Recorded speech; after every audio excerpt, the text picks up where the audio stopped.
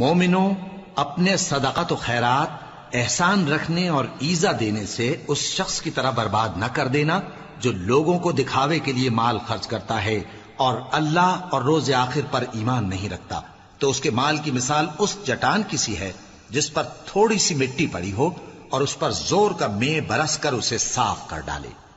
اسی طرح یہ ریاکار لوگ اپنے اعمال کا کچھ بھی صلہ حاصل نہیں کر سکیں گے، اور اللہ ایسے ناشکروں کو ہدایت نہیں دیا کرتا۔ اور جو لوگ اللہ کی خوشنودی حاصل کرنے کے لیے اور خلوص نیت سے اپنا مال خرچ کرتے ہیں، ان کی مثال ایک باغ کی سی ہے جو اونچی جگہ پر واقع ہو، جب اس پر زور کا مے پڑے تو دگنا پھل لائے، پھر اگر مے نہ بھی پڑے تو خیر پھوار ہی صحیح، اور اللہ تمہارے کاموں کو دیکھ رہا ہے۔ بھلا تم میں کوئی یہ چاہتا ہے کہ اس کا کھجوروں اور انگوروں کا باغ ہو جس میں نہریں بہ رہی ہوں اور اس میں اس کے لیے ہر قسم کے میوے موجود ہوں، اور اسے بڑھاپا آ پکڑے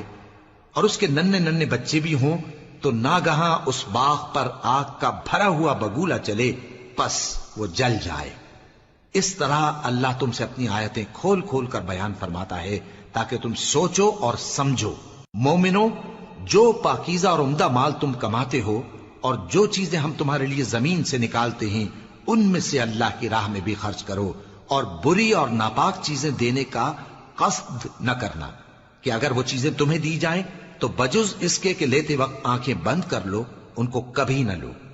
اور جان رکھو کہ اللہ بے نیاز ہے، خوبیوں والا ہے۔ شیطان تمہیں تنگ دستی کا خوف دلاتا اور بے حیائی کے کام کرنے کو کہتا ہے،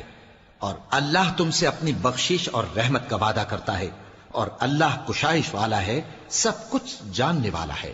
وہ جس کو چاہتا ہے دانائی بخشتا ہے، اور جس کو دانائی ملی بے شک اس کو بڑی نعمت ملی۔ اور نصیحت تو وہی لوگ قبول کرتے ہیں جو عقل مند ہیں، اور تم اللہ کی راہ میں جس طرح کا خرچ کرو یا کوئی نذر مانو، اللہ اس کو جانتا ہے، اور ظالموں کا کوئی مددگار نہ ہوگا۔ اگر تم خیرات ظاہر کر کے دو تو وہ بھی خوب ہے، اور اگر پوشیدہ دو اور دو بھی ضرورت مندوں کو تو یہ تمہارے لیے بہتر ہے، اور اس طرح کا دینا تمہارے گناہوں کو بھی دور کرے گا، اور اللہ کو تمہارے سب کاموں کی خبر ہے۔ اے نبی صلی اللہ علیہ وآلہ وسلم، تم ان لوگوں کی ہدایت کے ذمہ دار نہیں ہو، بلکہ اللہ ہی جس کو چاہتا ہے ہدایت بخشتا ہے۔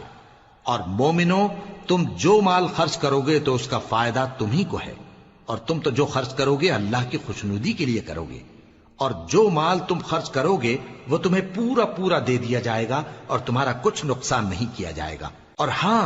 تم جو خرچ کرو گے